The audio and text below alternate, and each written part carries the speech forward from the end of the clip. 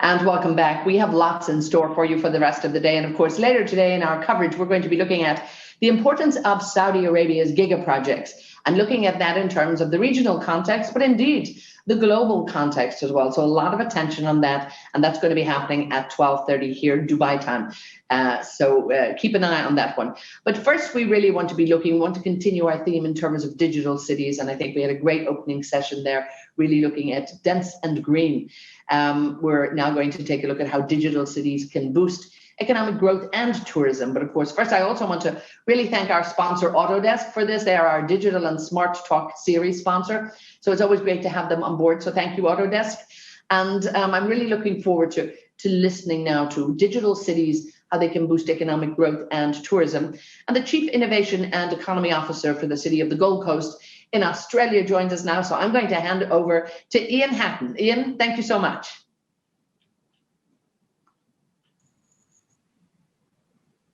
Thanks, Etna, and hello, everybody.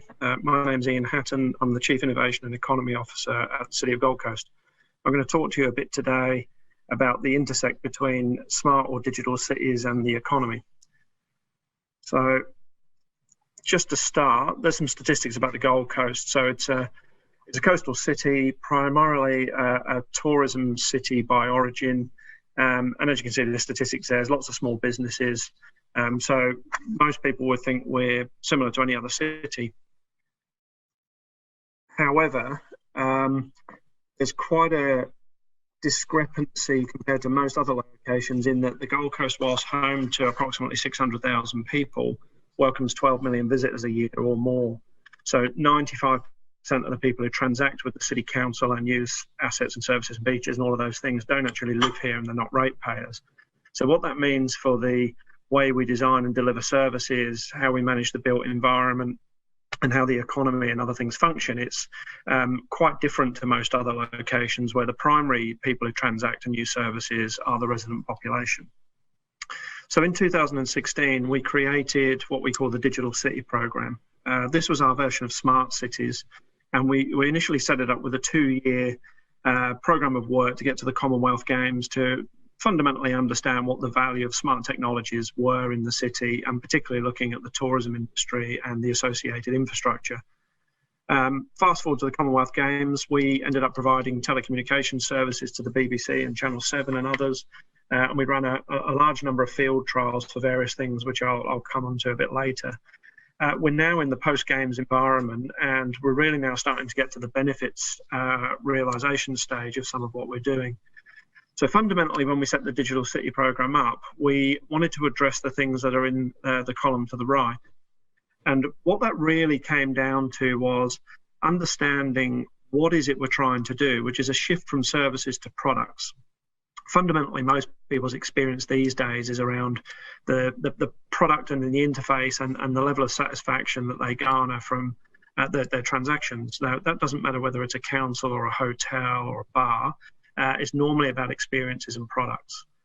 The how is a fundamental shift for the way a council works, which is a fairly traditional person-to-person service delivery model, which is really ripe for IoT and other disruptive technologies, because a lot of what we do is really around asset management, procurement, and offering goods and services to people as a monopoly. And then the why is a general political view across government that we shouldn't be putting rates up, but a desire to provide better levels of customer experience and increase productivity to continue to meet people's reasonable expectations of what a council might do for them. So really what we did is set up a what, how and why, which structured all of our investments into the Digital City Programme. And I deliberately use the word investments that, as you'll see when we go through the later slides, we're looking to get a return on the expenditure. So whether that's economic growth, reduction in the cost of services to free up resources for something else, or some other measure, there's generally a quantifiable and financial objective in a lot of what we've been doing. 2018, there was a corporate restructure, and we brought into the Digital City Programme the Economic Development Functions of Council. So no coincidence, they're all discretionary services, but we believe that there was a nexus between collecting and using information and data through IoT and other systems to drive different kinds of investment and support for economic growth. So what we've in effect done is create an investment portfolio, refreshed a lot of things we were doing, and underpinned that with detailed and complex analytics around our own data and information, but also some that we subscribe to. And again, I'll come on to some examples of how that works. So the first priority in 2016 was for the Commonwealth Games. There was a need to increase the corporate network to support a very large scale increase in the CCTV fleet, which were largely analog, going to high definition. There's about a doubling in the number, and that was to be used for transport management, people management, and general safety during the event. So there was an opportunity with the construction of the light rail to occupy some conduit in underneath the light rail and increase our fibre presence. But of course, that's just a point-to-point solution. So what we've done, as you can see in the diagram, is we're coming to the end now of building the Red Loop, which provides full redundancy through the major urban heart of the Gold Coast, and we'll be connecting up by Christmas next year just about every council venue to our own network. So whether that's our own fibre or fibre swaps or leasing or NBN services, to give a whole different level of bandwidth. And what that does is realise some quite significant savings on our current cost of operations. It increases the bandwidth available to service departments almost infinitely. And what we've found with the sites we've cut over already is immediately they're consuming about 6 or 7 times the amount of data, moving more files around. But what we also built for the Commonwealth Games, which is a bit of a trial, is a free public Wi-Fi network. Now, we struggled to find a commercial justification for Wi-Fi. However, since launching it, as I say, for the Commonwealth Games in early 2018, we've had 2.5 million users. It's saving international visitors about $1 million a year in roaming charges. And it's also, as we move to a more mobile workforce, which is obviously being accelerated through the current global pandemic, the last mile handoff, so running phones and tablets and devices to connect into corporate networks, can run over the Wi-Fi, and it avoids increasing our cellular charges as quickly. So millions of dollars of realisable avoided cost in having our own Wi-Fi network. Importantly, number one in that list, we got a carrier license in 2016. So we are operating as a licensed telecommunications carrier, and over time will become, potentially the sole supplier to council for those services. The second priority was Internet of Things, and anyone working in local government at the moment would probably have heard of IoT or something related to Internet of Things. From our perspective, what we wanted to do was deploy at scale. So for most of what we saw in 2016 when we were scoping up what this really means, the nature of the IoT industry is that you pay per device per month for network connectivity, back-end support, et cetera, et cetera. So obviously when you scale, you're scaling at the same rate the increase in costs, and it was very difficult to make the additional cost offset through efficiency and other benefits. So what we set about doing was trying to break down what IoT really is, and it's quite clearly a device, on an asset or somewhere, communicating over a network into some sort of back-end system. So there's 3 fundamental components to IoT. What we were finding is the network component in the blended cost per month was quite considerable. So we've built a LoRaWAN network, which is a long-range radio network covering the entire footprint of the city. That can support about 600,000 devices. So quite a significant ability to scale deploy IoT in the public interest, whether it be transport management, environmental management, or various other things, to provide that better level of service. Now, what that's allowed us to do is to start to deploy at scale. So we're now rolling out 5,000 data loggers, water meters, which is underpinned by early leak detection. So that early leak detection means that we'll pay less money to people as a rebate when they've got very large bills. We preserve water. We're not having potable water leaking out for months waiting between the billing cycles and various other things. So again, millions of dollars worth of benefit by rolling this technology out. Historically, the technology couldn't be rolled out because the network cost and the end-to-end cost was prohibitive. Now, when we come to the economic development component of it, as you can see there, we've got operational efficiency, tourism, and safety as the 3 primary IoT environments.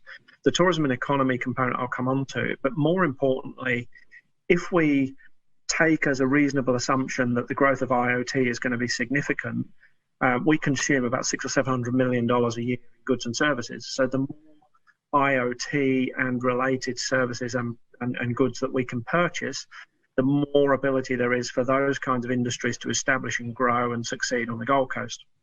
And we have some fairly well-proven export support models that we deliver jointly with Austrade that we can start to, as those businesses emerge and grow, we can help them with pathways into export as well. So what we're starting to get to now, and we're genuinely seeing this, we're seeing companies establish and grow on the Gold Coast because there is a market, and certainly we're consuming, as I say, at scale that not many other councils have as yet. You start to get that direct and indirect economic benefit.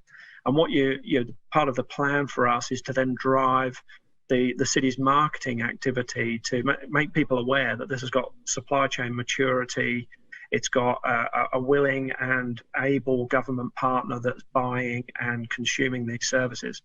And what you also then have an ability to do through the IoT environment is to make data available for people to solve problems. So I'll come on to, in a minute, some of how we're doing that. The third priority was the data itself. Now, people talk about big data, and it's real, and there's a massive opportunity. Government holds huge amounts of data, which has got value. However, a lot of what we hold has got personal or private or commercial components to it, so it's therefore limited. So we've deliberately set about building in AWS a cloud environment where we can consume data from any system and run it through into any system where appropriate under law and statute. What we've then been able to do is, instead of building a platform and a dashboard and a whole lot of functions, we've been able to identify business problems or opportunities or economic development opportunities and build data consumption and integration tools to inform what we call actionable insights. So again, it's not just putting a graph through to somebody to say, here's something that we've realized or something that we didn't previously know. There's actually, the data creates an opportunity to workshop with private industry or government departments what is actually at the heart of an issue or an experience, whether it's a customer experience or a tourism industry experience, COVID being a very good example, and then to understand what's actually happening. And as we're developing these tools, we're moving into an industry collaboration model. So, for example, we're building an events evaluation tool with an organisation called Major Events Gold Coast, which was established as a council-controlled entity last year to attract and manage major events like music concerts and sporting events in the city. What we can do with proper data from the right sources is understand where people come from to attend an event, how long they stay, and do this in a way that is not intrusive. We're not looking at any individual, we're not signing people up. It's all aggregated, as I'll explain in a minute. What we're also able to do is to look at specific sectors. So I've mentioned events, we're also looking at hospitality, food and beverage, and various other sectors that are currently being disrupted quite significantly. And trying to understand what's actually going on there, and therefore what mitigating actions can council and its partners take. And finally, the kind of the main game, if you like, is to try to then predict under certain circumstances what might happen. So we've got a small team of software engineers and data scientists with an embedded university student who's a PhD candidate in data science. And they're trying to build predictive tools that say, under these circumstances, you would expect to see this level of attendance at an event, or this level of interaction in a shopping mall, or something of that type. We're also then overlaying that with QR codes and other systems to get real-time information. For example, at the beaches, we've got some trials running where people scan the QR code, and we simply ask, what's the purpose of your visit to the beach? Is it sunbaking? Is it to swim in the ocean? Is it, 3 or 4 options?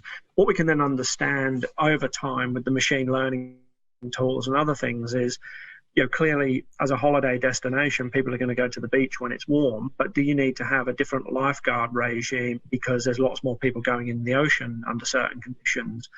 Or do you see different other behaviours and patterns emerging under certain conditions, which really inform the need to design, manage and operate things in a different way? From an economic development perspective, what we also want to be able to do is to understand where the city is hosting an event, or it's having a quiet time in the season, or there's certain times of the year when it's less busy than others. What can we do to put more events on, or to make it more attractive for a weekend break or something like that? So working with the Destination Gold Coast, the tourism marketing agency for the Gold Coast, how do we understand the cause of those quiet spots, and how do we test and experiment with different things that can get people to come to the city and spend some money? So getting into a couple of examples, this is one of a number of dashboards we've built for the next stage of the light rail investment.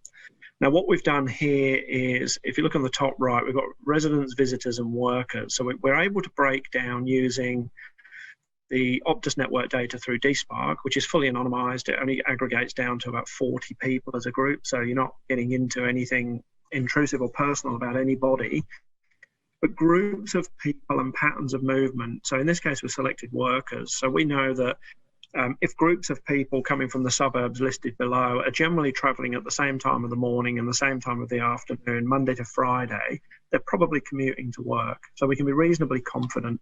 If you then align that with the available data that shows the types of businesses in the area, you can get an understanding of the economic makeup of the location. As you can see here, hospitality forms 40% of the 3,000 unique movements on a monthly basis. This being an example of Burleigh, so it's the southern end of Gold Coast Light Rail Stage 3A.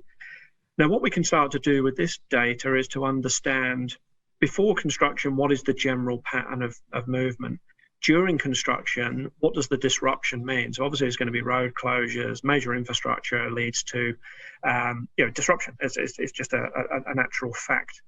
So we can understand to some degree what it means for the movement patterns and the disruption to retail and other businesses. More importantly, after the construction's completed, we can see what happens to the economic profile. Running alongside this, we've also done analysis of the preferred modes of transport into the area and out of the area, the general flows of traffic and movement. And what it shows is 60% of the journeys into this area are by car, and a significant proportion of those come from the Broadbeach area, which is where the light rail connects between Burleigh and Broadbeach. So what we'd expect to see is hopefully no detriment to the economy, maybe some changes to the sectors, but we should see a reduction in car dependency and potentially a higher level of people coming into the area that are not workers. But we can start to understand again those dynamics and the effect of investing in large-scale mass transit systems. This is an analysis of the Easter long weekend. So again, origin and destination and dwell. Now, what we've done with this is combine the DSpark data with the Tourism Research Australian data to understand, during one of the busiest weekends for tourism of the year, what happened as a result of the pandemic. Now, we know basically that people weren't allowed to travel, et cetera, but we're able to now quantify the extent of that impact. As you can see in the box in the middle, there was an 83% reduction in the tourism value over that weekend. So food and beverage and hotels and others were profoundly affected, which is useful to know, but isn't an actionable insight. So what we've now started to do is look at other data sets to try and understand at a finer grain, where were people potentially spending money and where weren't they? And if you look on the left, anyone who knows the Gold Coast, the Yatala and Ormeau was the most visited precinct during this period. Well, that's an enterprise area. It's mainly logistics and other companies. And we don't imagine people working over the Easter long weekend. So normally you'd expect Surfers Paradise, Broadbeach, Burleigh and places like that to be the most attended precincts. In this case, there weren't. So we're now doing some research to understand what was actually happening on that weekend, to see if it was people doing a short drive for leisure purposes, or were people going into work because things were closed. So in terms of that economic value, it's not just a statistic about tourism expenditure, it's something was happening in a major industrial area. We don't really know what that is. So if we start to understand a bit better, it potentially was a very positive thing that we're not capturing. Other insights of this type we're doing is looking at attendance at events in parks to see if we can then build additional food and beverage retail around it. So one that period that we've seen in the winter is there's a number of fishing competitions. there's no pop-up retail, there's no support around that. So in terms of growing the economy, there are opportunities to get local vendors, food trucks or whatever it might be, to also participate in these events and generate more economic activity. So in closing, I think what we're really focusing on is growing the digital sectors of the economy. So that could still be traditional sectors, but using digital technology and data and other things, and us as a sort of a broker of that data without a vested commercial interest, trying to support sectors to better understand the digital opportunity. That's inevitably going to lead to skills development. So the more companies are employing, or the more companies are establishing here that have digital at their centre, the more skills are going to require. So we have a big body and a good relationship with education providers to try to develop those skills to match the rate of growth in the digital economy. The job opportunities is something that is just something we try and do all the time. We're always trying to make sure that people coming out of university can get a job on the Gold Coast. That's part of the maturing of the city. And then really, the last 2 points are, unapologetically, we're trying to have a competitive advantage over other cities that offer the lifestyle and other things that the Gold Coast has. So the compounding effect over time of growing above trend means that after 5 or 10 years, you should have a significant competitive advantage. So really, bringing it all back to the beginning, the intersect for us of the digital city investment and the growth of the economy is the central component is about data and information, collaborating across industries to help people develop and grow successful businesses. Thank you very much for your time. I hope that was of some interest. And Ian, thank you so much there. And what a fascinating look at, what happens when a region, when a city goes digital here, and really listening to how the government developed that digital city and how it adds efficiency when, you're just collecting the data, really implementing services and ultimately running the entire area. I mean, yes, during the Commonwealth Games, that gave you a big opportunity for a new build to lay fibre, all of that. But very, very exciting in terms of adding the bandwidth and all of that, and also delivering what I really loved about that was free Wi-Fi, around the area, to which he said maybe at the time there wasn't an investment plan in place, but actually it turned out to be such a tremendous benefit to all the people in the region and to all the visitors who came here. So really, it's a great story, and indeed, I think collecting that data, really making the lives of the residents and the visitors more efficient. I mean, just a wonderful story there from Ian Hatton, the Gold Coast in Australia. So we're delighted. Thank you so much, Ian. Now, of course, we've heard a lot about technology this morning, and ultimately, technology is what we really are focusing on this year at the Big Five Digital Festival. The industry really needs to take advantage of the increased efficiency that's going to happen, and indeed the quality that actually is just delivered with new technology. And we're hearing that time and time again from so many of our panel members. And part and parcel, of course, it's at the very heart of what we do at the Big Five. So because of that, we're really looking at the digital construction world. So really take a look at that. Take a look online at the Big Five 2021 virtual booth and just see our plans for the digital construction world. It's really, really exciting. So I want to make sure I bring your attention to that. We're going to take a short break, probably a little longer break for about 20 minutes.